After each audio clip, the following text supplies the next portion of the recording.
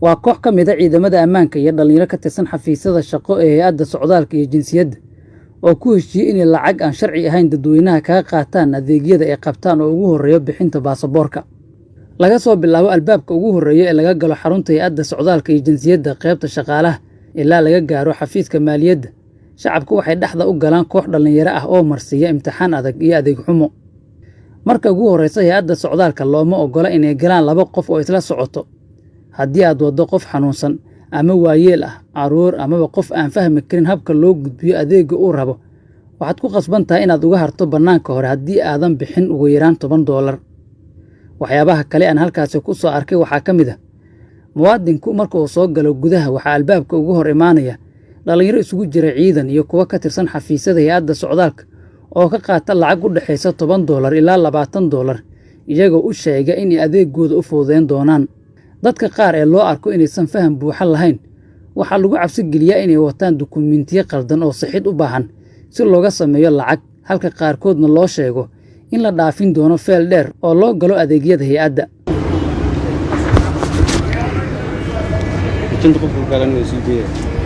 majin ah majinta meeqa waa $10 iri soo badantaada no culeys waxooga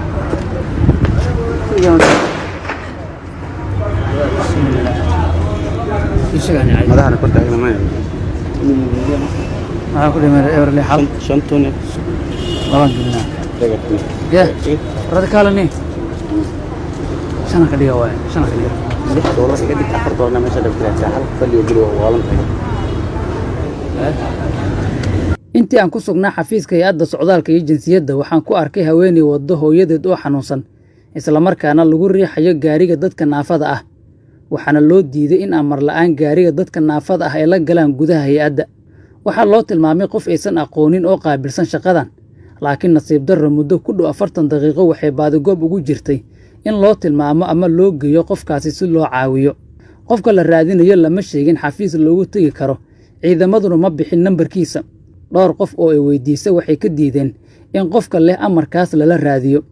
qaarkood waxay gabadha ku tilmaameen qof waalan sababta oo ah waxaa ka muuqday degdeg badan iyo argagax, maadaama ay hooyadeed oo keli ah ay uga soo tagtay albaabka bannaanka ah oo ah waddo qorrax ah iyo meel aan ku habboonayn qof xanuunsan.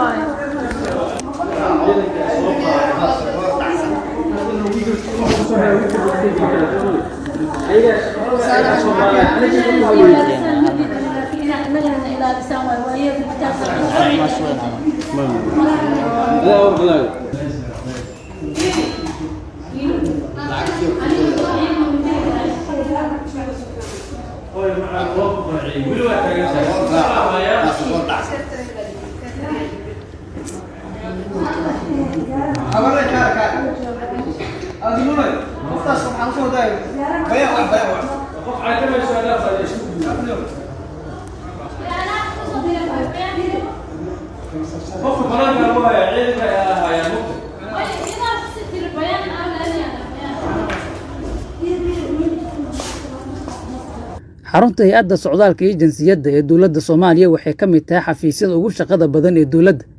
waxaa la sheegaa in maalintii ay tagaan ugu yaraan 100 qof.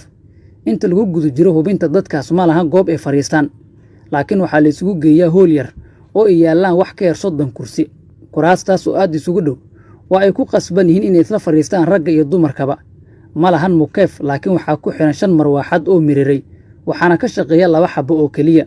sidoo kale dadka maray nidaamka hubinta ee lagu bixiyo baasaboorka 10 maalmood kadib markii ay laabtaan si ay u soo qaataan baasaboorkooda, looma diyaarin goob ay fariistaan, waxaana la istaajiyaa meel qorrax ah si magacyadooda loo yeeriyo, halka qaarkoodna ay iska fariistaan derbi meesha ku yaallo, iyadoo qof kasta laga qaaday lacag dhan $108 oo ay u dheer tahay laaluush, waqti lumin iyo jahwareer kale. maamulka hay'adda socdaalka iyo jinsiyadda oo aan la xiriirno waa ay suurtogeli weysay inaan helno si aan wax uga weydiinno musuqmaasuqa iyo jahwareerka culus ee ka jira gudaha hay'addan. u doono Soomaali Sudanes Hospital daryeel daweyn iyo dhaqaatiirtii khibrada lahayd ee dibadda loo aadi jiray bartilmaameedka Soomaali Sudanes waa badqabka bulshadeena.